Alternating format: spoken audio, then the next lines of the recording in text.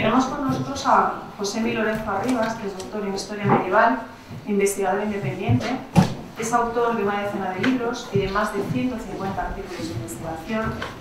Colaborador habitual de la Junta de Castilla y León, con nuestra consejería, pues ha participado, además de con otras instituciones, en la redacción de numerosos informes histórico-artísticos sobre bienes que se van a intervenir en la fase de estudios previos, y también, bueno, pues muchas de las veces procuramos que toda esa investigación vea la luz en publicaciones tanto digitales como sobre papel, ¿no? Y también pues es autor de unas cuantas de ellas. Actualmente está preparando junto a Sergio Pérez la edición de las excursiones por Ávila, Salamanca, Zamora y León, los catálogos monumentales de Gómez Moreno, que va a publicar la Junta de Castilla y León, y que creemos que va a ser una gran contribución para conocer la labor investigadora de este gran referente. Tenemos ya la palabra a continuación. Muchas gracias, Milagros, y buenos días a todas y a todos quienes estáis aquí. Me toca hablaros del estudio histórico documental que hicimos en su momento centrados en el pórtico occidental. Es verdad que para ampliar un poquito más el foco, también intentamos ampliar el área de estudio a la parte sur del Mafronte, de lo que nos hablaba Jorge, de lo que está inmediatamente por encima del pórtico, así como a la conexión del pórtico con las torres laterales que lo acogen. Y me tocó coordinar un estudio histórico y la lectura de paramentos, que después os contará Nacho Murillo, y en representación también de Rafael Martín Talaverano. Y para ello decidí con dos compañeros también, investigadores, pues meternos en el archivo catedralicio de León, para lo cual el Cabildo nos dio todas las facilidades, nos lo abrió por las mañanas y estuvimos pues 3 historiadores, un mes y algo, todos los días hábiles, pues vaciando libros, documentos, a fin de intentar conocer algo más, porque en el año 2004 había habido un congreso que es referente para todos los estudios de la catedral leonesa, en el cual, leyendo todas las intervenciones, vi que solamente se habían citado 3 asientos documentales de una manera directa. El resto eran todos referencias bibliográficas o referencias de los resúmenes que en su día los archiveros de León habían ido con su criterio publicando, que eran extractos, documentos parciales o resumidos, y nadie había vuelto a meterse en las tripas del archivo. Una vez que lo hicimos, quizá entendimos también por qué. Y en este sentido, desde un punto de vista personal, puedo casi decir que ha sido de las obras más frustrantes como historiador, la que comprende al pórtico occidental, porque a fin de cuentas casi ha resultado una investigación negativa. Es decir,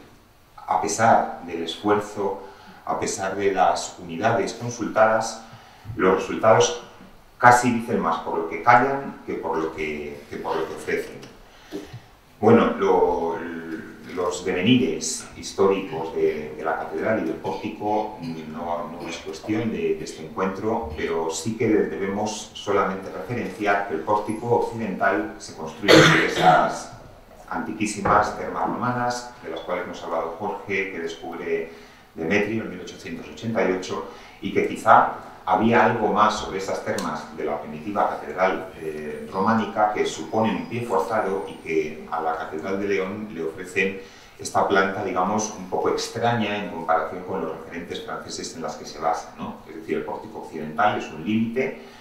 que define el volumen de la propia catedral. Y efectivamente, como también decía Demetrio, pues prácticamente se erige una catedral nueva de muchísimas de los sillares, muchísima de la piedra, de bóvedas, tal, ya esto más o menos lo sabemos, son todos prácticamente nuevos, excepto los del pórtico occidental. Es decir, es la parte mejor conservada de la antigua catedral gótica que en su momento se levantó. Además de los factores climáticos que amenazan al pórtico y que han dado lugar pues, a todos estos estudios previos, al concurso de ideas para protegerlo y demás, creo que también no está de más subrayar que los usos que históricamente ha tenido este pórtico, que han sido múltiples, para la ciudad de León es un referente fundamental, en algunos casos también han sido parte del deterioro, agentes del deterioro del propio pórtico, ¿no? Han tenido un uso judicial, obviamente ha sido un espacio iconográfico con todo ese despliegue tremendo de estatuaria, ha sido escenario litúrgico donde se hacían, dejando detrás el pórtico en determinados momentos fuertes de la liturgia de la catedral, del cabildo y de la mitra, se hacían ahí. Ha sido un telón para celebraciones cívicas, al margen ya del uso religioso, una zona de tránsito, en este sentido cualquier catedral medieval era una zona bastante permeable y de uso para la propia ciudadanía, que entraba y salía por un lado y por otro, porque rodearlo a veces era complicado. Un lugar de encuentro y de excesos, como la documentación desde el siglo XVIII sobre todo, pues nos repite hasta la saciedad. En un momento dado hubo que defender a la Virgen Blanca pues de alguna pedrada o de determinadas prácticas de puntería con las que aquí vuestros ancestros se entretenían. Fue lugar de entrada de materiales de obra, cuando la catedral estaba en obras, o de otro tipo de materiales, pues cuando había que ingresar materiales, pues es un espacio amplio, es un espacio enrasado con el exterior. Entonces, como consecuencia de la entrada de determinados materiales, también el propio pórtico sufre. Y finalmente, esto es una cuestión más anecdótica, pero creo que tiene que ver con todo lo que estamos hablando, el negocio de la imagen catedralicia, porque ya desde el siglo XVIII los canónigos, pues son muy listos, pues ya habíais planteado el coste, y de hecho se llegó a ejecutar, que costaban pues imprimir estampas para vender una imagen de una catedral preciosa, como sigue siendo. Todo esto va provocando diferentes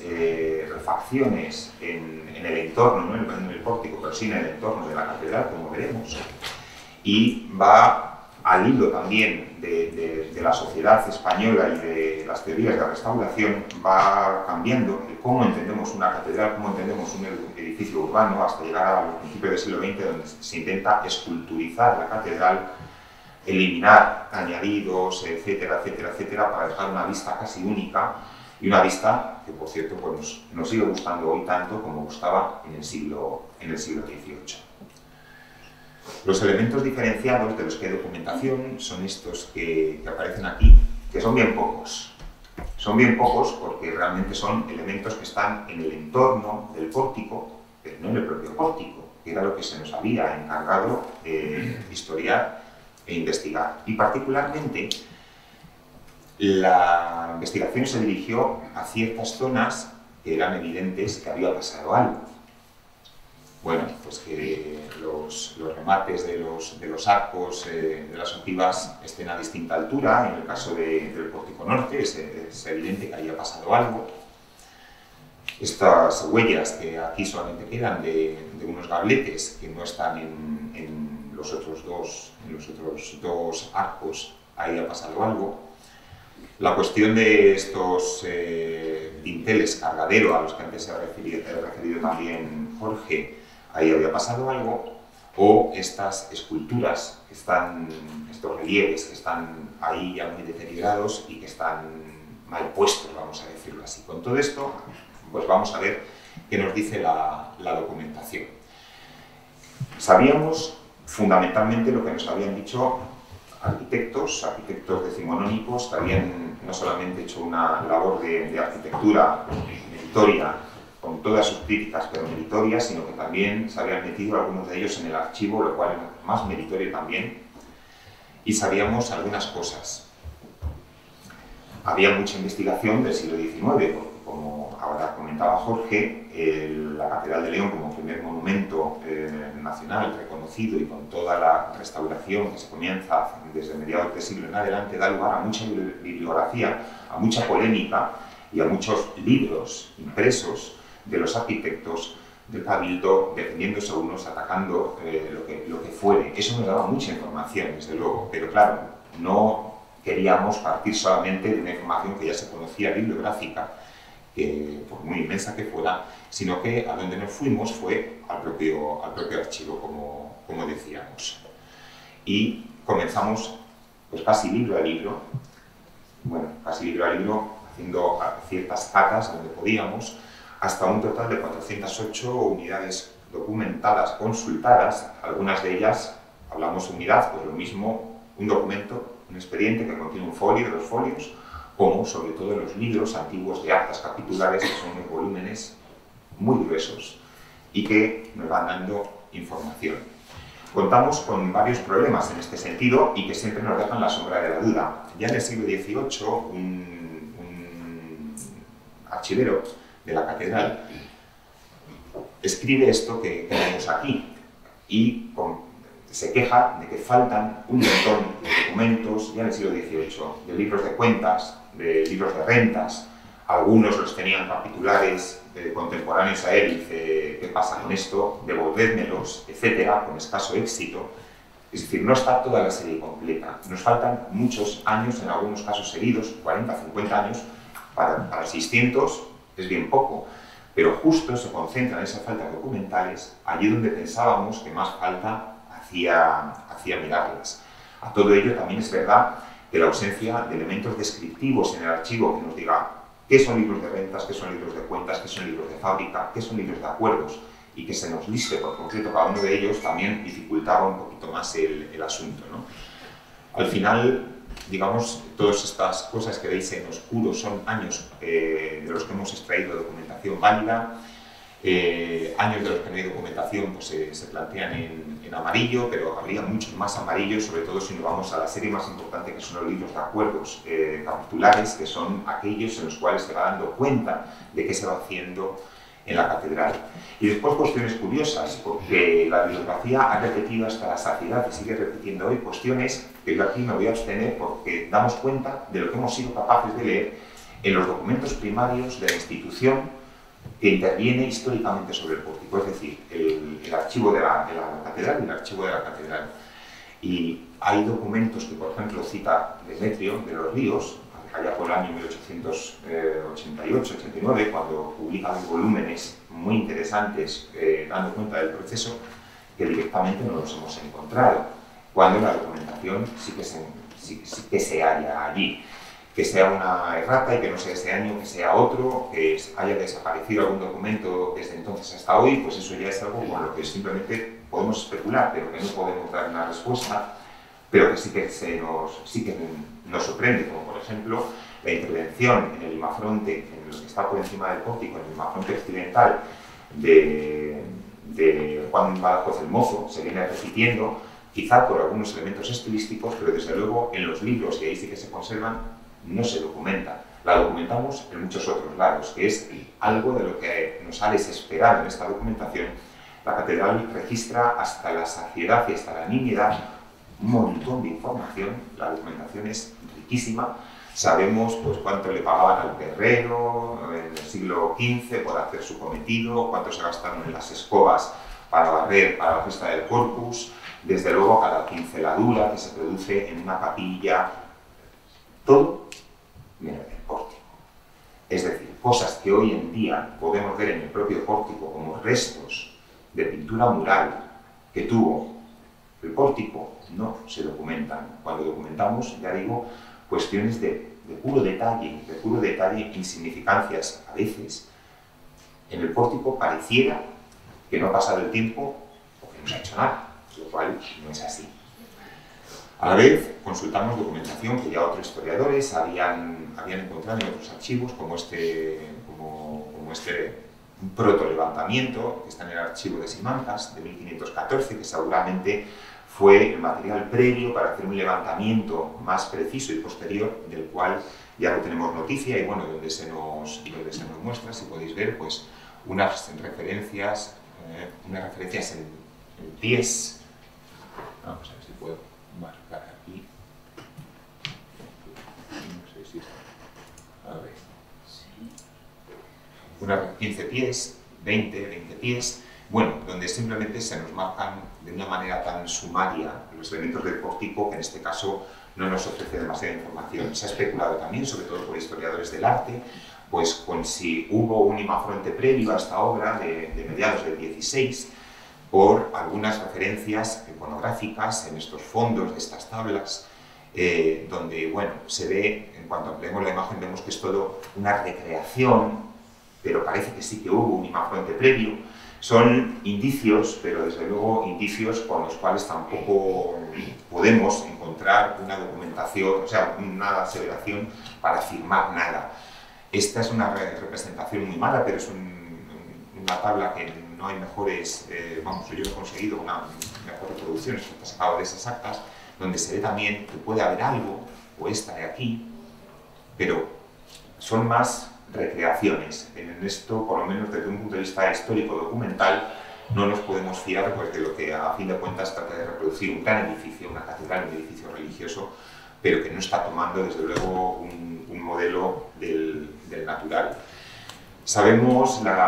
que la Catedral de León es deudora de modelos franceses y tipológicamente los historiadores del arte obviamente han entrado en esta materia como no podía ser de otro modo, ¿no? Y con esos famosos gabletes que todavía se mantienen en los pórticos de Amiens, de Reims o de Chartres,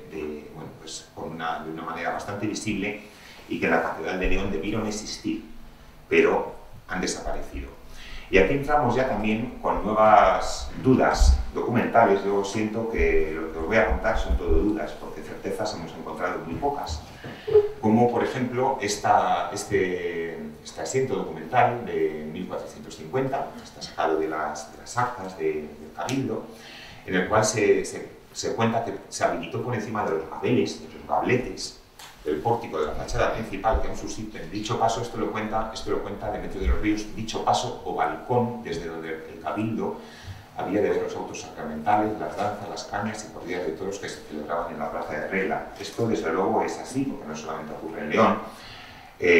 Dentro del antiguo régimen, lógicamente, el lugar desde donde se apreciaban las cosas, el lugar donde sucedían las cuestiones cívicas y religiosas, y cuál era el orden y la prelación de los mejores sitios donde podían observarlas pues, las fuerzas vivas de la ciudad, era cuestión básica y fundamental, pues que establecía el orden social, ¿no? Entonces, la Catedral de León no podía ser ajena a esto. Demetrio de los Ríos habla de esa construcción, de esa terraza que después, a principios del XX, se retirará, habla como hecha en el siglo XVI. Y una duda que nos surge es si este documento de 1450, que habla de un patio que está, el patio de encima, que está junto a Santa María, la de fuera, si ese patio se está refiriendo al patio a ras de tierra, si se está refiriendo a otro patio que podría ser el espacio que queda entre el claustro y la nave norte, o se está refiriendo directamente a un patio que no sería esa terraza que después se formaliza en el siglo XVI, si se podía estar refiriendo a esa terraza posterior. Pero es que encima la palabra patio, cada vez que aparece en la documentación, tampoco es demasiado clara en cuanto a lectura, con lo cual todavía nos surge una duda más. En otros casos se resuelven, pero en elementos especialmente delicados también hemos querido ser especialmente delicados en cuanto a la resolución. Y como veis, cada vez que aparece patio, no es una palabra en la cual la lectura suele ser demasiado difícil, excepto en León, las cuestiones del pórtico. Por otro lado, sabemos pues, de algunas cuestiones que se integran en la fábrica sin ningún tipo de problema, que están perfectamente datadas porque nos lo cuentan ellas. Y aquí tenemos el famoso patio, corredor, llamémosle como queramos, pero yo quiero también que nos fijemos en estas dos estructuras que están con unas ventanitas y unas puertas de acceso y que a su vez también se rematan con unos balaustres. Y que bueno, pues aquí Demetrio de los Ríos lanza su cuartaespadas. Hoy, como esto nos lo ha contado Jorge, pasó por delante, se retiró ese elemento, aunque también es verdad que se retiró ese elemento, se retiraron esto que ya no lo tenemos aquí, estos pasadizos. A ver. Y aquí tenemos el documento de 1549, donde parece que Juan López, no Juan Badajoz del Mozo, sino Juan López, parece que está trabajando con un modelo y figura que no se conserva desgraciadamente, pero que le mostró al capítulo, y que está hablando de las claraboyas y el corredorcillo. Entonces, será el corredorcillo, esos elementos que veíamos ahí con esos dos óculos, con esas dos ventanas, los dos, pues todo parece indicar que es en este momento cuando se están llevando a cabo estas obras, porque es conforme a las dos torrecillas de los lados, que son la del aguijón y la otra del reloj, etcétera, etcétera, etcétera. Parece que en ese momento se está interviniendo y estamos hablando de lo que veíamos antes. Aquí, y a lo mejor el corredorcillo es lo que llamamos esta terraza o esta parte superior. Por otro lado, sí que tenemos hemos localizado pues, esculturas de Bautista Vázquez, el imaginario lo llaman, es el que hacía las imágenes, el imaginero, por tanto, y también pagos al maestro de obra a cuenta de las claraboyas. Claro, con claraboyas solemos entender hoy más a lo mejor un óculo, pero una claraboya realmente es un vano para recoger luz, con lo cual, y si las claraboyas no nos las están situando en este caso, pero sí que están vinculadas a las obras que se están haciendo en la parte occidental del templo en ese momento, y estamos en 1573. Esta es una de las obras que ahora están retiradas, que le corresponden a este imaginero, a Bautista Vázquez. Hoy tenemos este resultado, por tanto, del pórtico, sin la balustrada famosa, pero sí que Torbado, en este caso, hizo una cita en la recreación que San Isidoro de León hizo del balaustre del coro. Pues bueno, se ve que se inspiró en modelos que había visto, en este caso, en el pórtico de la catedral. Más dudas. Estamos en 1642 y se le pagan a un tal Carense por los dos balcones últimos del paredón de las dos torres. Es que esto es los dos balcones últimos del paredón de las dos torres, pero esto justo la referencia anterior que tenemos, la que está justo por encima, que vamos a mostrar, nos vuelve a hablar del mismo Carense, pero que ha hecho un brasero de la sacristía, es decir, este es un maestro rejero, es un maestro que trabaja con hierro, por tanto, y nos está hablando de esos balcones últimos del paredón de las dos torres, que no parece que esté hablando de las propias torres de la catedral, sino quizá de ese corredorcillo, pero son así de vagas las referencias que hemos encontrado que hablan sobre este espacio. Del año anterior al año 1587 es una vista de ojos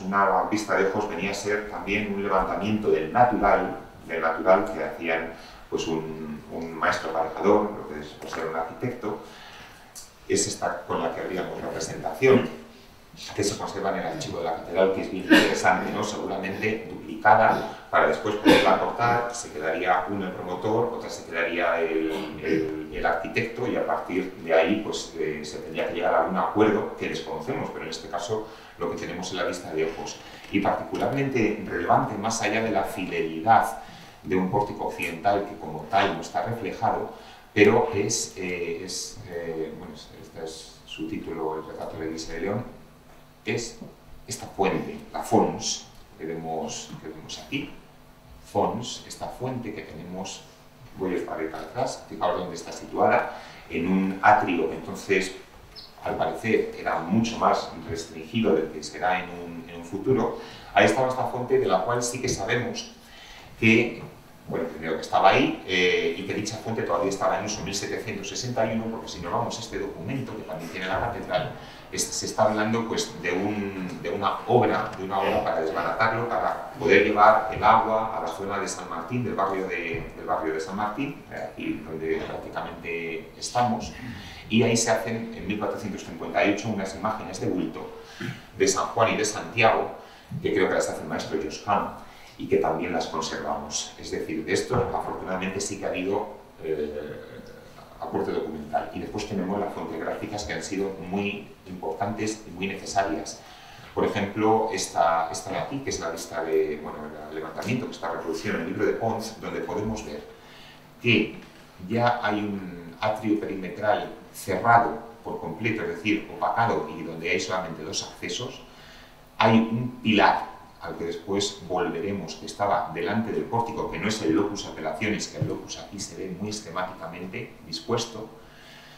Vemos una serie de elementos en los cuales no me voy a detener. Si lo ponemos un poquito más en grande, simplemente quiero que os fijéis en estas dos esculturas, esta y esta,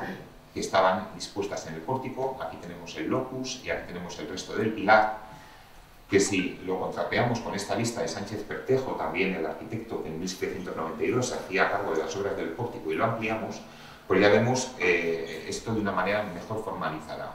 Un elemento opaco, que va a ser lo que a la postre, con esto que hablaba del negocio catedralicio, de la imagen de la catedral, eso no gusta, y lo que va a ser que muy poquitos años después, en 1800, se instale la reja, que actualmente todavía podemos ver a lo largo de toda la catedral, pero que hace ya transparente todo el edificio, toda la fábrica, y que permite que se pueda ver pues, de un vistazo, lo cual será fundamental cuando comience la fotografía, básicamente, ¿no? Vemos el pilar aquí dispuesto, vemos que no están los caracoles de las torres, no están dibujados, los caracoles de acceso a la parte superior de las torres no están dibujados. Algunos errores, digamos, pues aquí están a nivel, pues tanto las lancetas, a la que está aquí como la que está aquí, con estos arquitos laterales, pero bueno, digamos que son detalles. Abrial tiene uno de sus dibujos. Abrial iba a lo que iba, es decir, no era un levantamiento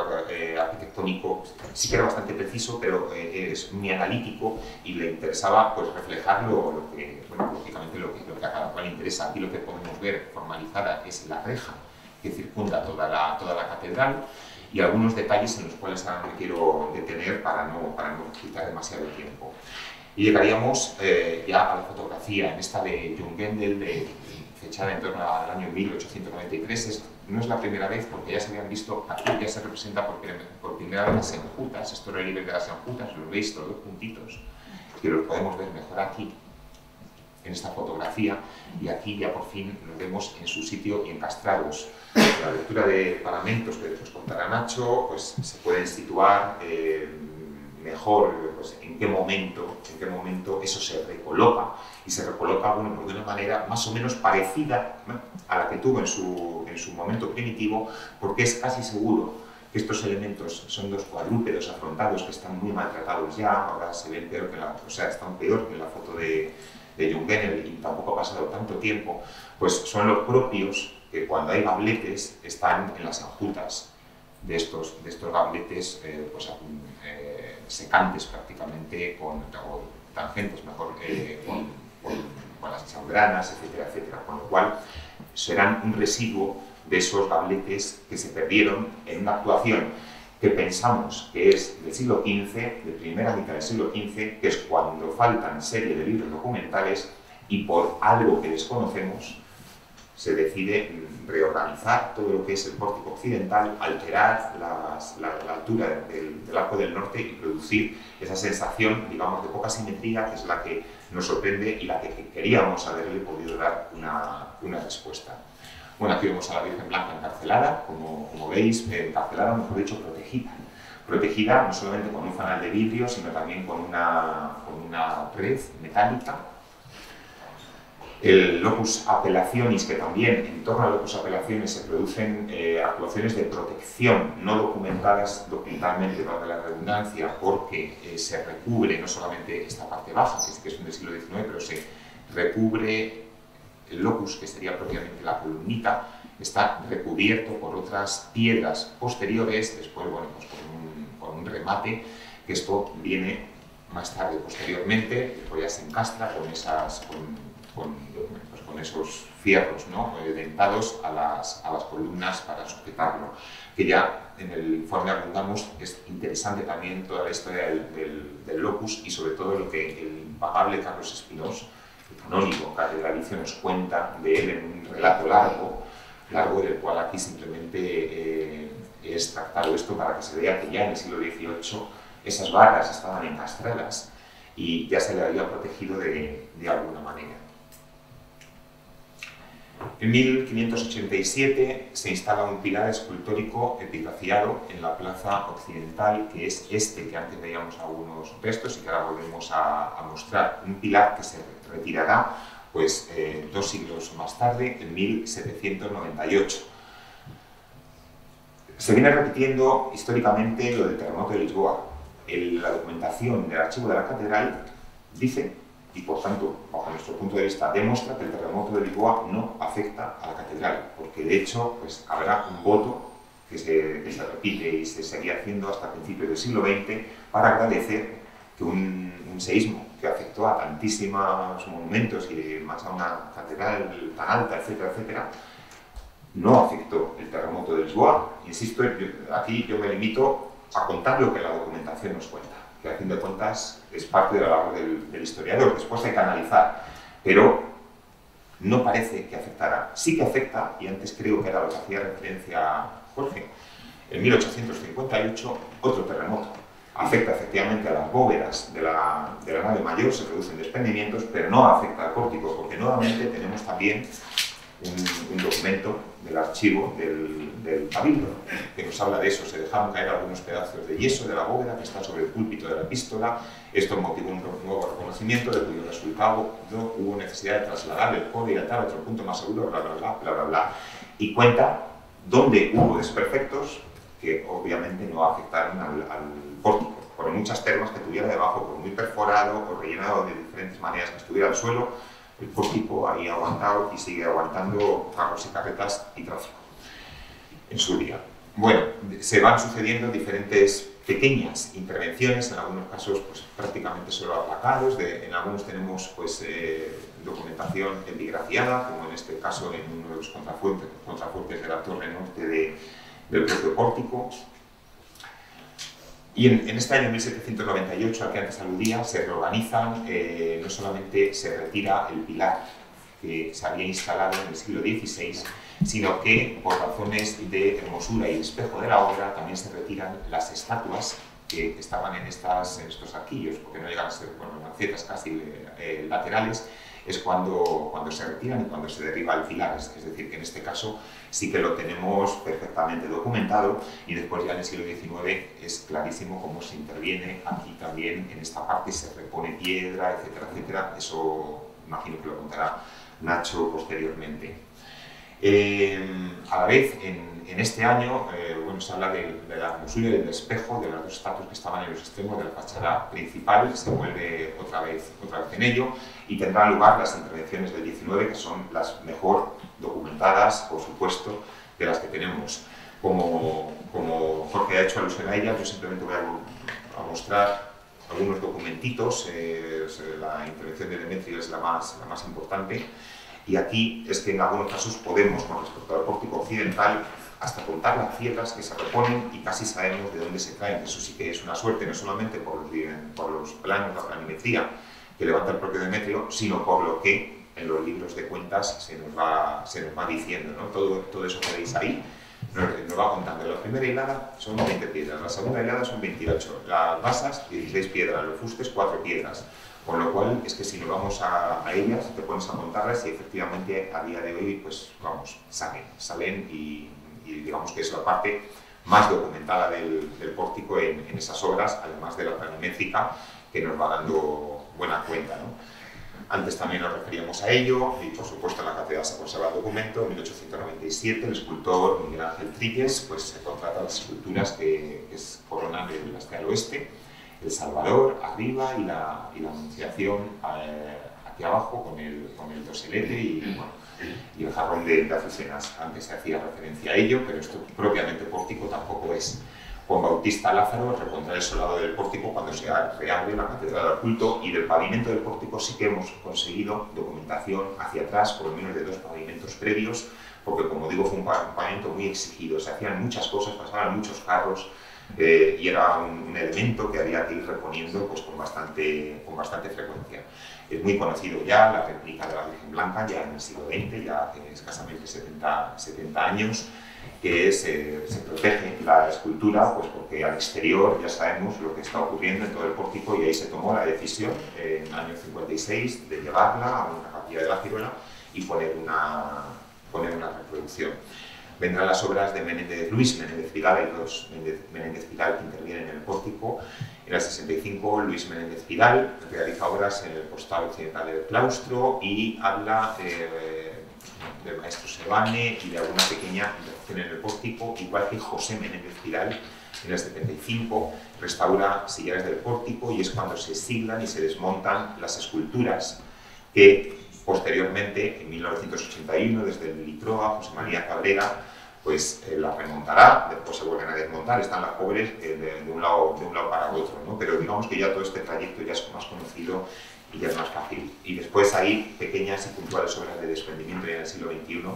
que conocemos lógicamente a la perfección, hasta llegar al momento actual en el que se piensa cómo proceder pues, con todo el conjunto de este pórtico. Quería hablar de los dinteles cargaderos con las piezas metálicas, las que tenemos aquí, que antes ha hecho referencia Jorge, porque bueno, pues esto nos supusieron también al equipo que formábamos con Nacho y tal, discusiones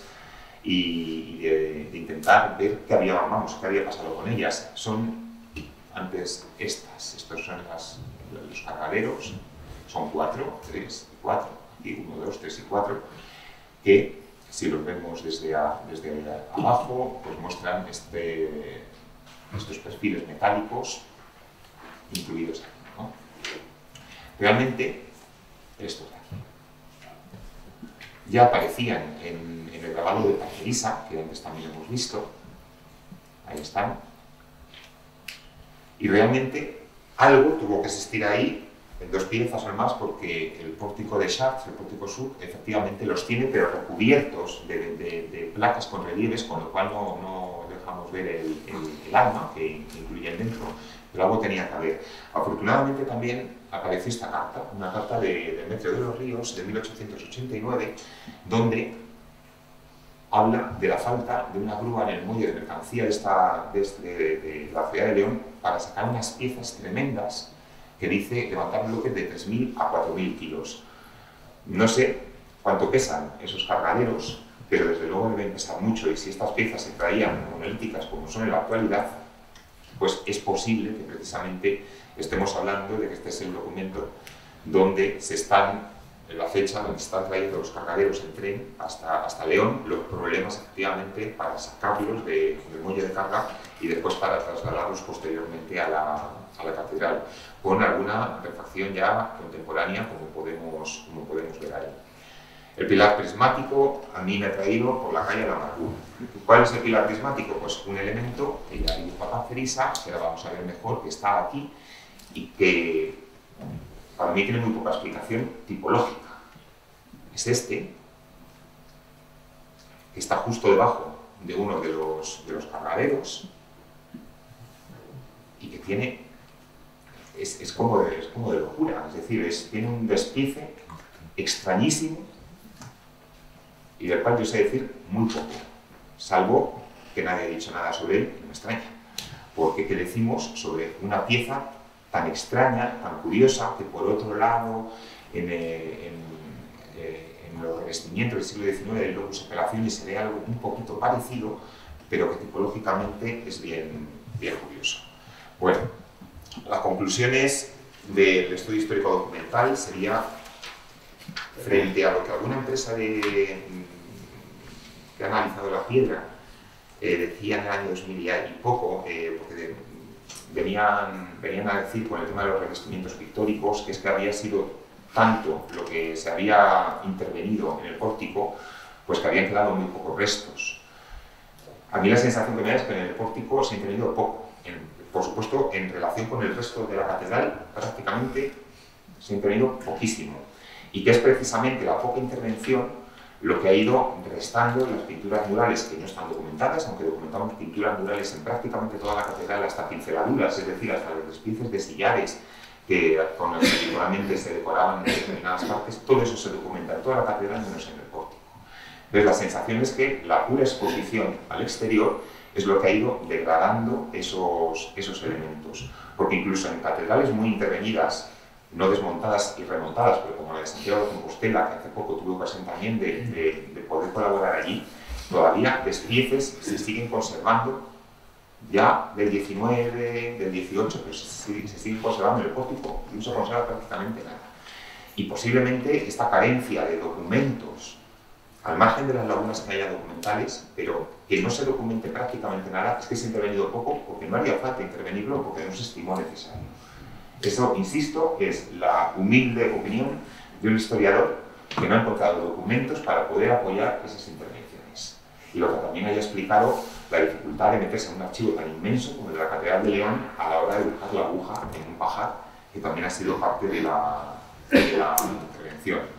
Bueno, todo esto estará en la publicación que la Junta sacará sobre todo lo que son los trabajos previos. Este estudio, insisto, se coordinó con la lectura de paramentos y acabó con un deseo. Y el deseo es que haya una nueva bamba para el viejo pórtico catedralicio. Ya os digo que hemos documentado 1000 cosas que no nos interesaban. Lo que nos interesaba documentar no lo hemos documentado. Entonces yo no salía de mi asombro cuando en una de esas, ¿cuál era por la mañana? Los 3 investigadores estábamos ahí pasando folios y no salía de mi asombro cuando me encuentro esta entrada. Una de las, en 1454, en el mes de julio, ahí te van diciendo todo lo que se gasta en magaderías, y me encuentro una entrada que dice: este día se tañó la bamba, por lo tanto a los pedreros, a los canteros, se les dio paladino 4 magaderías. Este día se tañó la bamba. Claro, digo a José Luis, a Sergio: oye, ¿leéis lo que yo estoy leyendo aquí? No les dije nada, y leyeron, y aquí pone: este día se tañó la bamba. Yo por otros temas me gusta la música del siglo XVI y me he dedicado también en parte como investigador a ella. Entonces, claro, jácaras, notachines, villanos, zarabandas, hay un repertorio inmenso de danzas del siglo XVI intabuladas por los vihuelistas, tal, pero la bamba, evidentemente, no podía ser la bamba que conocemos todos, el son jarocho, que se populariza en el siglo XX, pero un poquito más adelante, 2 meses después, dice: este día, que fue el día de Santa María, tañeron los pedreros la bamba, y lo que les da el que pagaba del cabildo, les da paladino, debieron tocar la bamba mejor, y el maravés, porque le da más del doble, claro, también era el día de fiesta. Hasta que finalmente llegó aquí la resolución, creo que fue 6 meses más tarde, y encontramos ya este extracto. Este día se puso la bamba en su lugar y ya sigue hablando de la colocación de las campanas.